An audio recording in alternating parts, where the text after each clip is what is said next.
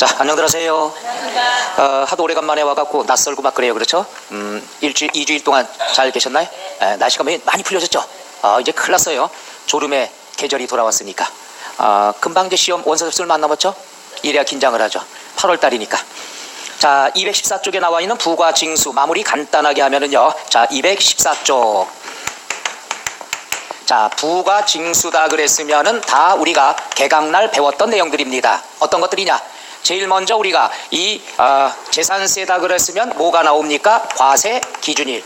과세 기준일은 콕 찍어 몇 월 며칠이죠? 6월 1일 날. 6월 1일 날 재산을 갖고 있으면 뭐가 날라오냐? 고지서가 날라오죠.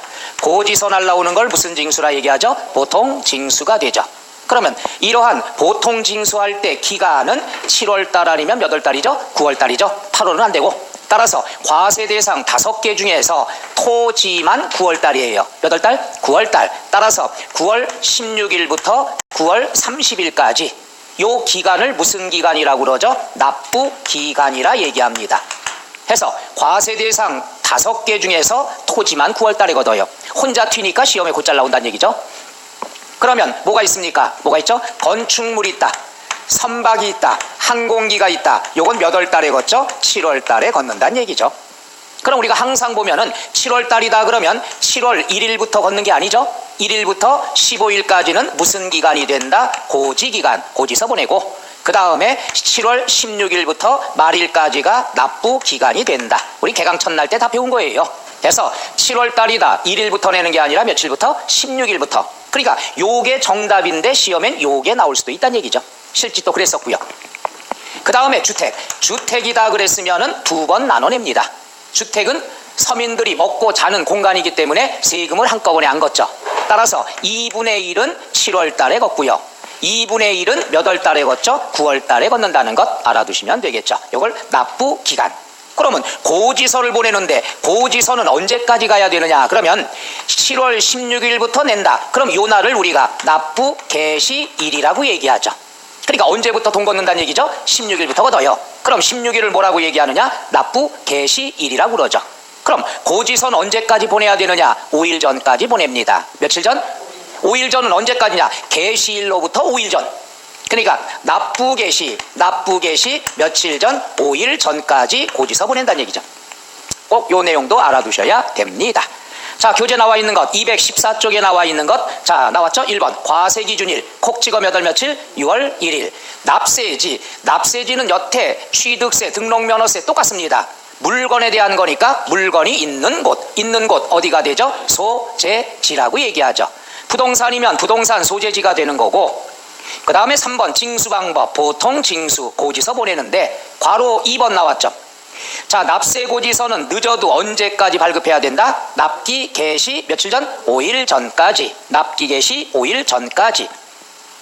그 다음에 215쪽에 2번 고지서상 납부 기간이 나와 있죠. 납부 기간은 건축물, 선박, 항공기는 몇 월? 7월. 그 다음 주택은 반씩이 되죠. 반은 7월, 반은 9월이 되는데 오른쪽 비고란에 써 있는 것 동그라미 칠 게 있습니다. 요게 올해부터 개정이 된 것.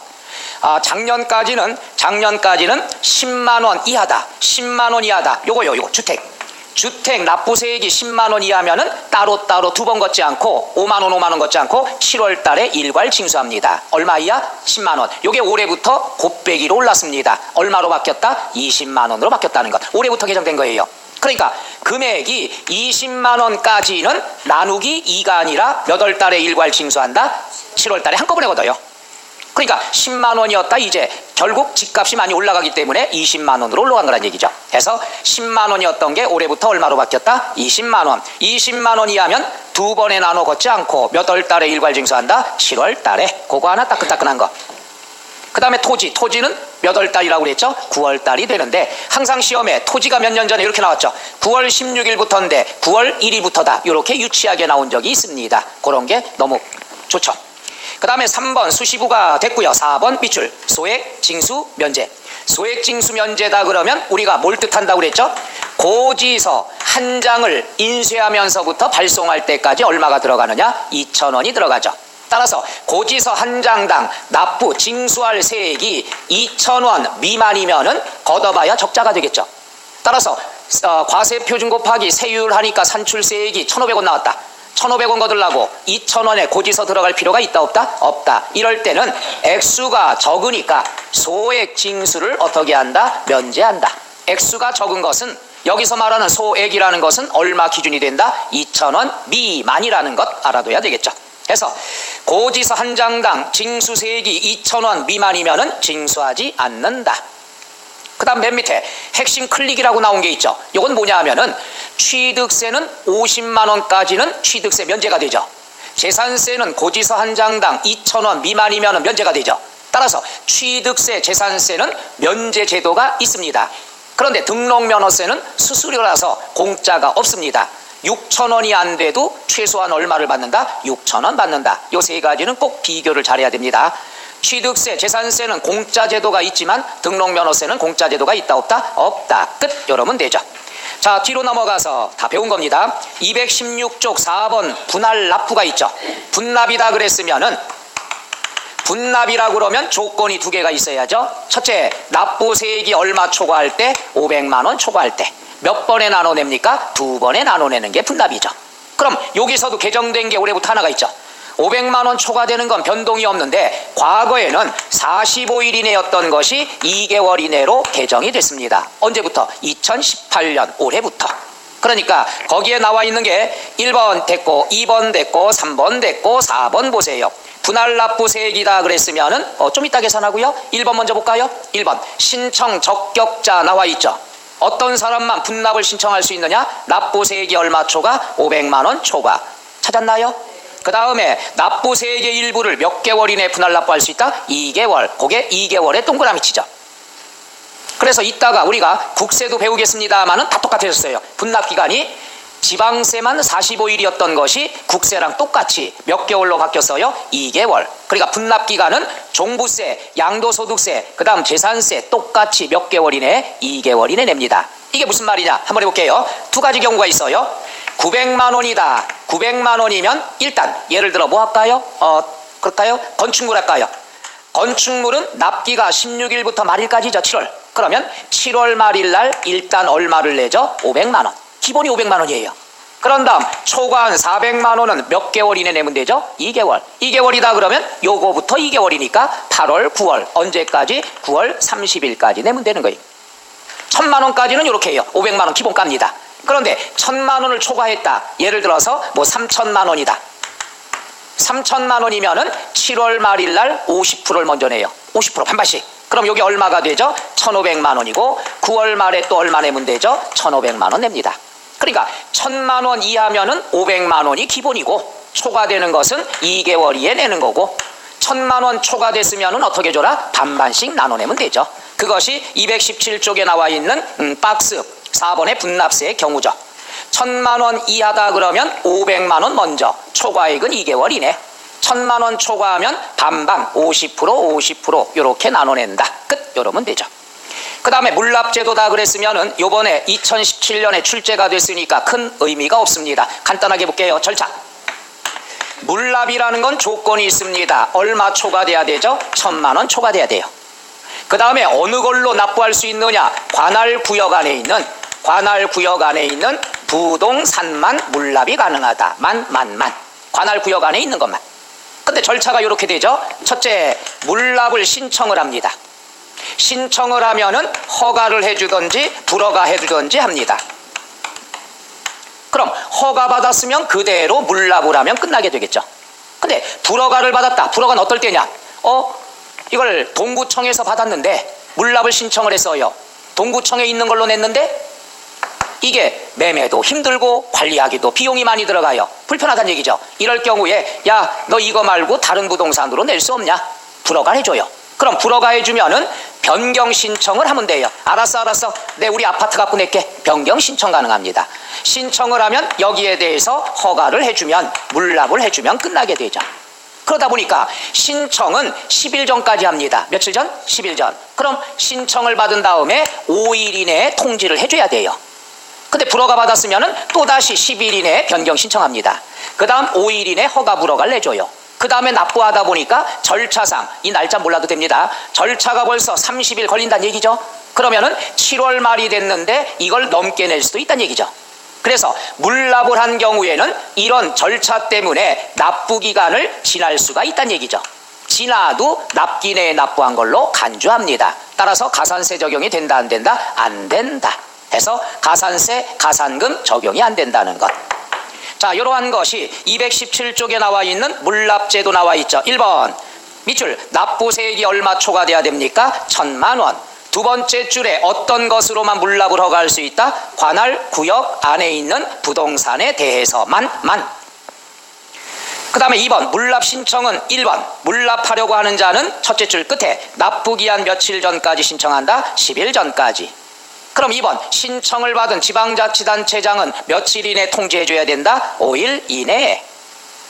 그런 다음 3번 물건 납부를 받으면 끝나게 되겠죠. 그런데 3번 맨 밑에 부적당한 부동산으로 받았을 때 1번 물납 신청을 받은 부동산이 부적당하다고 인정되면 허가를 안 내줄 수가 있겠죠. 그런데 뒤에 허가 안 내주면 괄호 2번 첫째 줄 끝에 통지를 받은 날로부터 며칠 이내에 10일 이내에 다른 부동산으로 변경 신청할 수 있다 없다? 있다. 그럼 3번은 2번에 따라 변경 신청한 거에 따라 물납했을 때는 납부 기한 내에 납부한 것으로 본다 이거죠. 요게 시험에 나오는 게 이렇게 나왔었죠. 어떻게 나왔느냐? 불허가 받았으면은 금전으로만 납부해야 된다. 이렇게 틀리게 나왔어요. 불허가 받았으면 돈으로 내는 게 아닙니다. 다른 걸로 뭐 할 수 있다? 변경 신청할 수 있다. 바로 2017년 문제 물납이 이렇게 나온 거예요. 뭐라고 나왔냐? 틀린 걸 찾아라 했는데 뭐라고 나왔냐? 불허가 통지를 받은 경우에는 금전으로만 납부해야 된다. 요게 틀렸다는 얘기죠. 불허가 통지를 받았어도 다른 부동산으로 뭐 할 수 있다? 변경 신청할 수 있다. 항상 요거예요. 바로 몇 달 전에 시험 봤을 때 이렇게 나왔다는 얘기죠. 그러니까 물납은 이번 시험에 나올 확률은 적다는 얘기죠. 그 다음에 219쪽에 나와 있는 6번 배웠죠. 재산세는 뭐가 쫓아다닌다고 그랬죠? 지방교육세 몇 프로? 20%. 첫날 다 배웠고요. 7번 하나 보세요. 재산세라는 고지서에 보세요.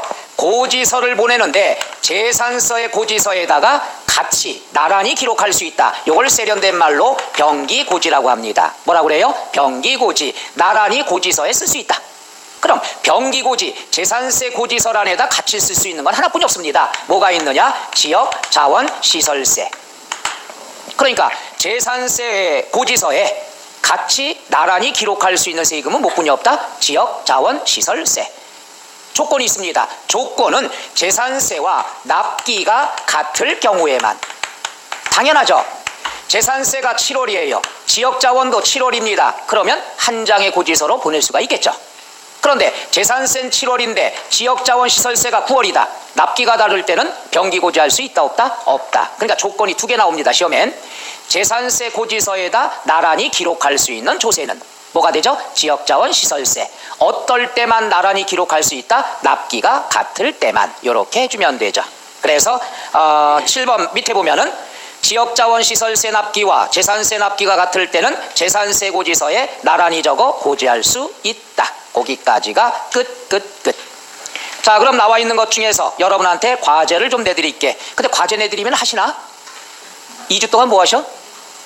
요번부터 하셔요. 그리고 이제 오늘 마무리를 하고요. 다음 주부터는 이제 일일학습 나가면서 저도 이제 시험 체계로 들어갈까 합니다. 세법은 당장.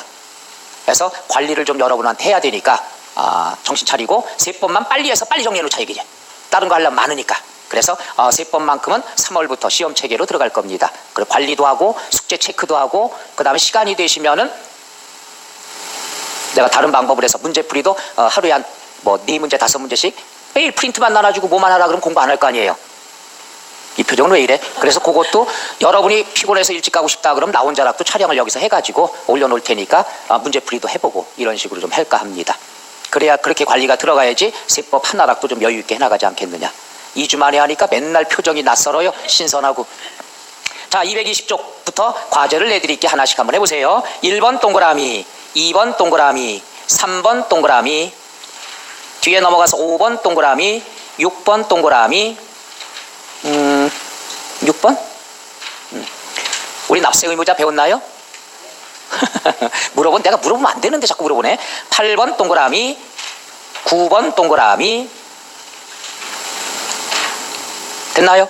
그 다음 뒤로 넘어가서 231쪽에 21번 동그라미, 22, 23, 24 동그라미, 21번부터 24번까지 동그라미. 동그라미는 뭐다? 뭐 동그라미가 동그라미예요. 과제란 얘기죠. 이틀에 한 번씩 한 문제씩 풀어봐도 됩니다. 그리고요, 문제는 많이 풀어보면 나중에 요령이 생겨요. 답 찾는 요령이. 그게 최고입니다. 기본 다져놓고 그 다음 문제풀이 하면은 그 안에서 나오죠. 그죠? 지문이 거의 똑같아요. 그렇다 몇 번 하다 보면 그럴 수도 있죠. 근데 이제 세법은 그나마 지문이 좀 적은 거죠. 민법 지문보다 기절합니다. 중간에 점심 먹으면서 읽어야 돼. 그죠? 그렇게 문제를 처음 풀 때는 그 지문이 낯선데 문제 지문이 거의 똑같습니다. 솔직히 얘기할까요? 여기 기본서에 나와 있는 지문 있죠? 이게 다 시험에 나왔던 지문 그대로 책이 나온 거예요. 그러니까 기본서 이것만 달달달달 하고 그 다음에 문제풀이만 띠리따 하면은 고득점 나올 수 있습니다. 그걸 안 해서 그런 거지. 항상 기본서 기본 내용 알고요. 문제 많이 풀면은 거의 다 합격합니다. 왜? 지문 내용이 처음에 읽을 때는 지문이 길어. 읽다가 보면 시간 많이 들어가죠. 근데 나중에 문제를 많이 풀다 보면은 그 지문이에요. 그러니까 나중에는 읽는 속도도 빨라지고 답 찾는 정답률도 높아진다는 얘기죠. 그러니까 문제를 많이 풀면 되는 거예요. 그 안에 나오는 거예요. 그러니까 충분히 잘할 수 있다고 봅니다. 자, 이제 국세 들어갑니다. 국세가 분량이 굉장히 많죠. 자, 237쪽 종부세가 나오는데 이것은 한 문제가 출제가 됩니다. 그런데 페이지 수는 딜다 많아요. 그래서 요걸 갖다가 간단히 요약을 해드릴게요. 원래 요것을 종부세가 요번에 개정될 확률이 높거든요. 보유세 강화된다고 그래서. 근데 그것도 개정될 내용이 거의 뻔하기 때문에 여러분은 직접 한 번에 정리를 해드릴게요. 종부세 한번 봅니다. 237쪽. 자, 237쪽에 종부세를 종합부동산세를 하는데요. 요거는 재산세가 나온 다음에 종부세가 나온 거예요. 2005년도에. 따라서 재산세를 내는 사람만 종부세 냅니다. 재산세를 안 내는데 종부세만 낼 수 있다 없다? 없는 거예요. 그럼 비교를 하는데 재산세, 자, 재산이 요만큼 있다. 포인트가 요거죠. 그럼 기준금액을 정해놓고 기준금액 밑에는 재산세만 내라. 기준금액을 초과하면은 뭘 내라? 종부세를 내라 이거예요. 그러니까 재산세를 내는 사람 중에서 종부세 내는 거고, 종부세가 나중에 나왔으니까 모든 규정은 뭘 따라가느냐? 재산세 규정을 따라갑니다. 따라서 재산세 과세 기준일이 몇 월 며칠이죠? 6월 1일. 그럼 종부세 과세 기준일도 몇 월 며칠이 되죠? 6월 1일. 모든 건 재산세 규정을 따라간다는 것.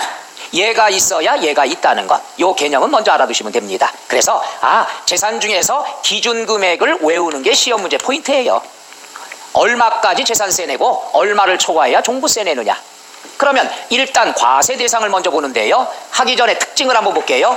요건 국세입니다. 뭐가 돼요? 국세, 세무서하고 거래가 되죠. 그 다음 취득세, 등록면허세, 재산세는 물건에 대해서 과세가 되니까 물세가 되죠. 그런데 종부세는 물건을 소유하는 사람에 대해서 과세가 됩니다. 따라서 뭐가 되느냐? 인세라 얘기하죠. 뭐라고 그래요? 인세. 그 다음 종부세다 그러면 제일 먼저 고지서 날라옵니다. 뭐가 날라와요? 고지서. 그런데 지방세, 좀 전에 재산세 같은 지방세는 고지서 날라오는 걸 보통 징수라고 그러죠. 그런데 국세는 교재는 보통 징수로 나왔습니다만은 시험에 나올 때는 고지서 나올 때 정부 부과다 이런 표현을 씁니다. 이 말은 뭐냐? 고지서 나온다는 내용이에요. 다만 지방세법에서는 보통 징수라는 용어를 쓰고 국세에서는 정부에서 부과한다. 그래서 뭐라고 그러죠? 정부 부과. 내용은 같다 다르다? 같다. 고지서 날라오는 거야. 세법은요, 국세하고 지방세하고 용어가 조금씩 달라요. 내용은 똑같습니다. 뭐가 날라온다? 고지서. 그런데 예외로 뭐가 있느냐? 고지서 보낸 내용에 내가 불만이 있어요. 그런 경우에는 자진 신고 납부도 선택을 할 수 있다. 요거죠. 그러니까 양다리 걸쳤다는 얘기죠. 원칙은 고지서 날라오는 게 원칙. 예외로 신고 납부도 선택할 수 있다 없다? 있다. 양다리 걸쳤다는 거. 요게 이론으로 곧잘 많이 나옵니다. 양다리 걸쳤어. 그 다음에 중요한 게 요거. 초과 세율은 초과 누진 세율만 사용한다. 요렇게 공부하면은 수준이 있는 분들이에요. 초과 누진 세율만 공부한다. 종부세 부과된다. 그럼 우리가 재산세 납부 중에서 기억나나 모르겠습니다. 요거 기절할 텐데, 첫째 토지, 그 다음 뭐가 있었죠? 주택, 그 다음 뭐가 있죠? 건축물, 그 다음에 선박, 그 다음 뭐가 있죠? 항공기. 수준 있게 공부하려면 이렇게 하면 돼요. 토지는 세 가지가 있었죠. 그죠? 농지 무슨 과세 됐었죠? 분리과세. 분리과세 토지는 세율이 무슨 세율이었었죠? 차등 비례 세율. 농지는 007, 공장은 고이. 눈동자 흔들리는 거 봐. 미치겠네. 중요한 거라고 그랬는데. 분리과세 토지는 차등 비례 세율 007, 02 이렇게 나왔었죠. 4%. 그 다음에 별도 합산 토지, 종합 합산 토지는 숫자 외우지 말라고 그랬죠. 왜? 초과 누진 세율이더라. 끝. 이렇게 하라고 그랬죠. 그 다음 주택도 초과 누진 세율. 건축물은 어떻게 배웠어요? 1000분의 2.5, 1000분의 5 배웠죠. 공장. 따라서 얘도 차등비례 세율. 선박이다 그러면 차등비례 세율. 항공기 차등비례 세율. 이게 재산세 세율이에요. 이 중에서 종합부동산세는 어떤 세율만 적용이 된다? 초과누진 세율. 초과누진, 종부세다 그러면 초과누진 세율 대상만 종부세 내는 거예요. 그럼 재산세 세율 중에서 종부세 내는 건 어떤 것들이 있나 보니까 어떤 것들이 있죠? 여기 보니까 분리 아니고 합산, 그 다음 주택, 나머지는 없단 얘기죠. 따라서 재산세 과세 대상 5개 중에서 종부세 대상이 되는 건 2개뿐이 없어요. 토지와 뭐가 있냐? 주택뿐이 없다는 것. 이렇게 공부하시는 게 수준 있는 겁니다. 기억이 오래가요. 그냥 토지, 주택, 종부세는 2개만 낸다 이렇게 외워도 되지만 종부세는 재산세 과세 대상 중에서 초과 누진 세율만 종부세 내더라. 이렇게 공부하시면 기억이 오래가는데 토지 중에서 분리과세는 제외니까 여기에서 뭘 제외하죠? 분리과세 제외. 분리과세 제외. 왜? 차등비례 세율이니까. 그럼 요 안에는 뭐만 들어가 있어요? 별도 합산 토지하고 종합 합산 토지만 된다. 그 다음에 주택은 누진세율이니까 되는데 별장은 제외가 되죠. 별장은 사치성이죠. 사치성은 몇 프로라고 그랬죠? 4%. 차등비례 세율이니까. 그러니까 얘도 차등비례 세율이니까 종부세 안 내고 얘도 차등비례 세율이니까 종부세 안 내는 거예요. 그래서 토지와 주택만 종부세 내는데 토지 중에서 뭐는 제외? 분리과세 토지는 제외. 그 다음 주택 중에서 뭐는 제외? 별장은 제외. 이렇게 알아두면 돼요. 요게 어렵다. 그럼 이렇게 해도 되죠. 주택이다 그러면 종부세는 주거용만 과세가 돼요. 먹고 자는 것만 과세가 돼요. 상시 매일매일. 근데 별장은 뭐예요? 매일매일 잠자는 게 아니죠. 여름 휴가철이라든가 겨울철에만 놀러 가는 게 별장 개념이죠. 그래서 별장은 상시 주거용으로 보질 않기 때문에 종부세 과세가 안 된다. 자, 그럼 이제 두 번째, 종부세에서 우리가 주택 중에서 종부세가 제외가 되는 것, 요거죠. 사업용 주택은 제외가 된다. 이건 공부할 필요 없어요. 주택은 주택인데 용도가 사업용이에요. 주거용만 종부세 내는 거예요. 사업용은 종부세 안 냅니다. 그럼 어떤 게 있느냐? 나오면 이런 것들이 나오죠. 뭐가 있느냐? 기숙사. 그 다음에 사택이라고 그러죠. 사원용 주택. 기숙사는 먹고 자는 공간이죠. 그런데 내가 사업하기 위해서 종업원이 필요해요. 종업원이 지방에서 올라오면 먹고 재워줄 공간이 필요하죠. 따라서 기숙사는 사업하기 위해서 필요한 거니까 종부세 안 내죠. 펜션 같은 것도 종부세 안 냅니다. 그러니까 별장 개념이 되겠죠. 그건 사업용이잖아. 펜션은 임대사업하는 거니까. 그래서 기숙사 사원용 주택. 또 뭐가 있느냐 그러면 내가 건설업을 해요. 건설업이 뭐냐? 주택 신축 판매업이라고 그래갖고 내가 집을 지어서 판매하는 게 사업이에요. 근데 집을 지었는데 이게 분양이 안 될 때가 있죠. 분양이 안 되면 갖고 있어야죠. 그럼 미분양주택이라는 것은 주거용 목적이 아니란 얘기죠. 지어서 판매할 목적인데 판매가 안 됐다는 얘기죠. 이런 것들은 주거용으로 볼 수 있다 없다? 없다. 그 다음 뭐가 있느냐 그러면은 뭐가 있을까요? 어린이집으로 사용한다. 어린이집으로 사용하는 주택, 이건 어린이집이라는 보육사업에 해당하는 거죠. 이게 사업용이기 때문에 종부세 대상이 된다 안 된다? 안 된다. 만약에 이런 것들도 종부세 부담하면 사업할 수가 없다는 얘기죠. 그래서 알아두실 때 주택이다 그러면 상시 주거용만 종부세 낸다. 사업하기 위해서 갖고 있는 것들은 우리가 낼 수 있다 없다? 없다. 이렇게 알아두시면 끝나죠. 나머지 과세기준이다. 그럼 여기다 가면 과세기준일은 똑같이 몇 월 며칠이 되죠? 6월 1일이 되더라. 요 정도만 알아두시면 돼요. 자, 그러면 237쪽 나와 있는 맨 밑에 박스 나온 거 보세요. 박스. 원칙 가운데 원칙은 보통징수인데 지방세에서나 보통징수라는 말을 쓰고 국세에서는 어떤 말을 쓴다고 그랬죠? 정부 부과다. 자, 선택, 신고납부도 선택을 할 수 있다.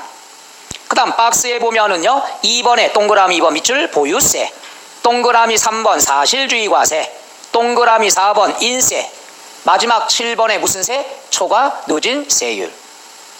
오른쪽에 박스 국세, 왼쪽에 밑에 동그라미 과세 기준일은 몇 월 며칠? 6월 1일.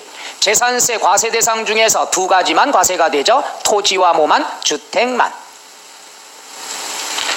자, 뒤로 넘어가 보면은요, 거기 나와 있는 5번에 다른 거 볼 거 없어요. 238쪽에 보면은 5번 세대가 나왔습니다. 요거 친해져야 돼요. 왜? 이따 소득세랑 똑같은 걸 미리 설명합니다. 세대다 그랬으면은 여기다가 쓰고 지울게요. 우리가 세대다 그러면은 여기다 써놓을게요. 세대. 1세대다 그랬으면은 뭐나? 가족을 얘기하죠. 생계를 같이 하는 가족인데, 세대를 구성하기 위해서는 원칙 누가 있어야 되느냐? 배우자가 있어야 됩니다. 그런데 예외가 있죠. 예외는 배우자가 있었는데 이혼을 했다든가, 배우자가 사망을 해서 현재 배우자가 없어도 한 세대로 봅니다. 결혼을 하루만이라도 했었으면은 다 한 세대가 돼요. 그 다음에 결혼 안 한 사람은 30세 이상이면은 한 세대를 인정해 줍니다. 배우자가 있어야 되지만은 30세 이상은 배우자가 없어도 세대 구성이 됩니다. 그 다음 현재는 배우자가 없지만 배우자랑 이혼했다든가 사망을 했다, 과거에 하루라도 배우자가 있으면 다 된다는 것. 그 다음에 미성년자는 무조건 안 됩니다. 그런데 미성년자가 결혼을 했다, 그럼 당연히 배우자가 있으니까 되죠. 또 하나 슬픈 얘기예요. 미성년자인데 결혼도 안 했어요. 결혼 안 했는데 얘만 남겨놓고 가족들이 다 사망을 했습니다. 옛날에 뉴스에도 이런 거 있었죠. 애가 고3이에요. 가족끼리 해외여행 놀러 가는데 얘가 넌 시험 다가왔으니까 공부나 하고 있어 하고 가족이 다 갔다가 추락돼서 가족이 전멸한 경우가 있죠. 전멸 좀 이상하네.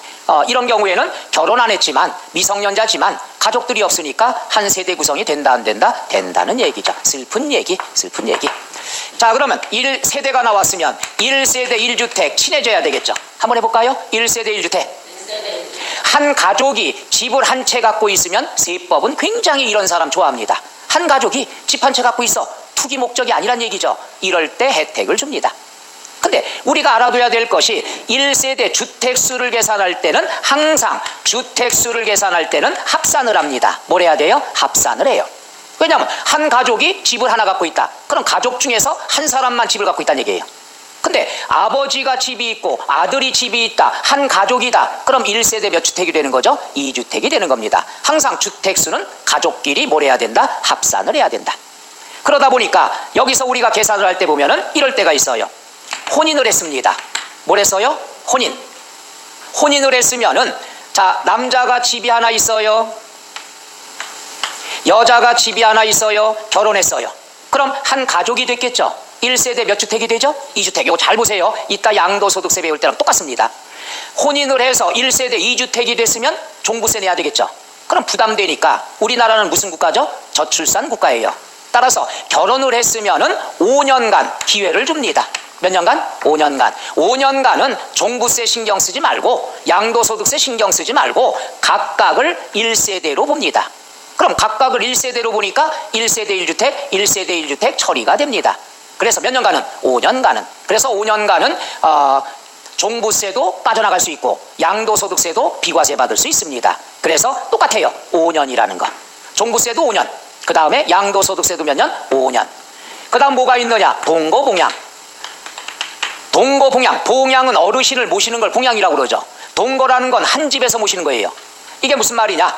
아버지가 집이 한 채 있어요. 아들이 집이 한 채 있어요. 따로따로 살면 1세대 1주택이 되겠죠. 그런데 뭐예요? 동거. 한 집에서 모시는 거예요. 한 집에서 모시면 아버지 집에 모셔도 되고 아들 집에 모셔도 관계없습니다. 그럼 같은 집에 사니까 1세대 몇 주택이 되죠? 2주택이 되죠. 근데 우리나라는 뭐예요? 동방예의지국. 이런 거 좋아하죠. 그래서 이것도 5년간은 예외를 시켜줍니다. 동거봉양, 같은 집에서 어르신을 모시기 때문에 착하다 그래서 5년간은 2주택으로 보지 않고 각각 1세대로 보는 거예요. 양도소득세도 똑같습니다. 몇 년간? 5년간. 단 조건이 있어요. 60세 이상이라는 조건이 있다는 것. 몇 세 이상? 60세 이상. 재밌는 거는요, 부모님이 다 60세가 안 돼도 돼요. 한 분만 60세 넘으면 돼요. 그러니까 예를 들어 아버지가 90세예요. 어머니 세장가 드렸는데 25살이에요. 이래도 동거봉양이 가능합니다. 왜냐하면 요즘 뭐 재혼이 많이 있으니까. 옛날엔 안 그랬습니다. 두 분 다 60세 이상이 돼야 됐었는데 세대가 많이 변했잖아요. 세대가 많이 변해가지고 뭐 나이 차이가 뭐 16살, 19살 막 나잖아요. 그러니까 세법도 혜택을 주는 겁니다. 자, 해서 우리가 239쪽에 나와 있는 것 보세요. 자, 괄호 2번 맨 위에 가족이라 하면 소유자, 배우자의 직계존속, 직계비속, 형제자매를 말한다. 그 다음 두 번째 줄 밑줄 치세요. 요거예요. 하나 더 간단히 설명하면 여기다가 세대다 그러면 가족들이 동일한 주소나 동일한 거소에서 살아야 되죠. 원칙은. 주민등록지가 같아야 된다. 원칙은. 근데 형편상 할 수 없이 떨어져 있을 때, 어떨 때? 취약상. 내가 집이 서울인데 애가 공부를 못해서 부산으로 대학교를 갔어요. 부산 대학교 기숙사에다 주민등록을 옮겨줬습니다. 그럼 일시 퇴거가 됐죠. 주민등록 다르죠. 그래도 학비 누가 대주는 겁니까? 내가 대주죠. 그래서 주소가 같아야 되지만은 일시 이러한 형편상 따로 떨어져 있어도 가족으로 본다 안 본다? 본다. 또 뭐가 있어? 근무상의 형편 또는 질병 치료. 그 다음 부부끼리 뭐가 싸워가지고 별거. 세법에서 부부는 이혼을 해야지만 남남입니다. 별거했어도 자, 밥 먹다 싸웠어요. 그렇다고 옆 동네에 가서 원룸 얻어 생활해요. 그래도 내가 생활비는 내가 다 대주는 거 아니에요. 이런 것도 한 세대로 볼 수가 있다는 얘기죠. 두 번째 줄에 나왔죠. 취약, 질병요양, 근무상, 사업상의 형편으로 본래의 주소를 일시 퇴거한 자를 포함한다. 이 말은 주소가 달라도 세대로 볼 수 있다 없다? 있다. 그 다음 괄호 3번 다음 어느 하나에 해당하는 경우에는 배우자가 없어도 한 세대로 본다. 다 설명했죠? 몇 살 이상? 30세 이상. 현재는 없지만 과거에 배우자가 있었을 때, 배우자가 있었는데 사망하거나 배우자가 있었는데 이혼한 경우. 그 다음 동그라미 3번은 국민기초생활보장법에 따른 것, 기초수급생활자라고 그러죠. 이 사람들은 다 세대를 구성한다. 그 다음 세 번째 줄 동그라미 3번의 세 번째 줄 다만 미성년자의 경우는 제외한다. 배우자가 없으니까. 그런데 미성년자가 결혼했거나 가족들이 사망이 된 경우는 한 세대 구성을 할 수 있다 없다? 있다. 4번 동그라미 혼인. 혼인을 했으면 혼인한 날부터 몇 년간은 각각 1세대로 본다? 5년간. 5번 밑줄 60세 이상의 직계존속을 동거봉양했을 때는 두 번째 줄 최초로 합가한 날부터 몇 년간? 5년간은 세 번째 줄 각각 1세대로 본다. 그러니까 혼인도 몇 년간? 5년. 동거봉양도 몇 년? 5년간이 된다. 이렇게 알아두시면 되죠. 양도소득세와 똑같은 단원입니다. 그 다음 6번 밑줄 공시가격.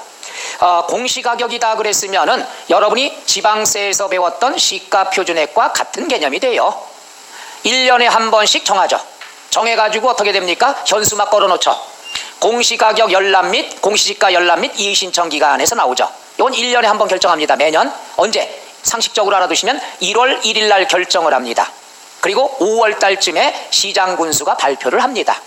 그럼 여러분 아파트 가격을 현재 얼마나 가나 실거래가가 아니에요. 이건 공시되는 가격입니다.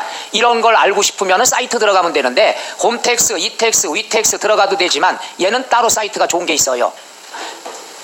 국토교통부 홈페이지에서 그냥 거기 안 들어가도 돼요. 알림이 치면 돼요.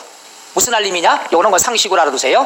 요거 아껴놔야 되는데 부동산 공시가격 알림이 여기에 들어가서 여러분 아파트 집원을 치고 무슨 아파트냐, 아파트 몇 동 몇 호냐 치면은 공시가격이 나타납니다. 요것도 실무에서 많이 쓰이니까 사이트 정도 하나 알아두시면 좋죠. 그냥 알림이 치면 나오고 아니면 국토교통부 들어가도 나옵니다. 자, 됐으면은 이제부터 이렇게 들어갈게요. 요거 지우지 마시고 한 바닥에다 지금 페이지 수가 여러 개 있거든요. 여기서부터 이건 지워도 되고요. 여기서부터 저 끝까지 한 바닥으로 요약을 해드릴게요. 종부세 이것만 알면 끝이에요. 이 안에 한 문제는 무조건 맞게 돼 있습니다. 그래서 요건 내가 지우고 갈까요? 네? 그래도 내가 힘이 세니까. 자, 해서 240쪽부터는 거기 하나만 먼저 보고 갈게요. 240쪽에 과세 대상이다 그러면 박스가 나왔는데 머리가 아파요. 왜 그러냐? 종부세는 토지 중에서 두 개, 밑줄 별도 합산 토지하고 종합 합산 토지가 있고, 주택에는 뭐가 돼요? 별장은 제외하고 주택인데 괄호 안에 밑줄 고급주택 포함. 이게 함정입니다. 고급주택 박스에 240쪽 박스에 나와 있죠. 주택에는 고급주택은 포함한다고 그랬죠. 아까 뭘 제외한다고 그랬죠? 별장은 제외합니다. 여기서 알아두셔야 될 게 이거예요. 우리가 주택이다 그러면 두 가지가 있어요. 일반 주택이 있고 고급 주택이 있어요. 종부세는 동격으로 봅니다. 예를 들면 여러분 집을 봐요. 엘리베이터가 집 바깥에 있으면 일반 주택이고, 엘리베이터가 집 안에 있으면 뭐가 되죠? 고급 주택. 집 안에 수영장이 있으면 고급 주택, 집 안에 욕조가 있으면 일반 주택이에요. 다 주거용은 똑같다는 얘기죠. 따라서 종부세는 똑같아요. 일반 주택도 종부세 내고 그 다음 고급 주택도 종부세 냅니다. 별장만 제외가 됩니다. 왜 그러냐? 고급 주택도 뭐에 들어가는 거예요? 상시 주거용으로 들어간다는 얘기죠. 별장은 뭐 주말에 한 번 쓰거나 여름에 한 번 쓰잖아요. 근데 고급 주택은 상시 주거용이기 때문에 종부세 낸다는 얘기예요. 그래서 첫 번째 나와 있는 게 고급 주택도 포함이 된다는 거, 요거 하나 알아두시고, 박스에 보니까 합산 배제 주택은 제외 그랬죠. 이거 합산 배제, 합산하지 않는 거, 요거죠. 요거 사업용 주택, 요거 설명한 거예요. 볼까요? 다음 어느 하나에 해당하는 건 종부세 주택 범위에 해당하지 않는다. 1번 임대주택, 밑줄 1번 요거 하나 더 써놓죠. 임대주택. 임대주택은 당연히 사업용이죠. 임대사업하기 위해서. 2번 종업원에게 제공하는 기숙사, 사원용 주택. 그 다음 건설사업자가 건축하여 소유하고 있는 미분양주택. 그 다음에 가정 어린이용 집 주택. 그러니까 여기 나와 있는 거 사업용 주택은 종부세 낸다 안 낸다? 안 낸다. 그러니까 머릿속에 종부세는 주거용만 내는 거예요. 사업하기 위해서 나온 건 종부세가 제외가 되더라. 그 다음 241조 여기서부터 이제 이어서 설명을 할 거예요. 여러분이 명절 며칠간 노셨죠? 6일 노셨어요? 허이, 그러니 오늘 내가 얼마나 힘들겠어. 여러분도 힘들고 나도 힘들고 6일간 쉬고 7일 만에 나와서 이거 들으려니까. 그래서 종부세는 여기다 요약을 해서 간단히 끝내드리고 여러분이 좋아하는 소득세법 들어가도록 하겠습니다. 10분 쉬었다 할까요?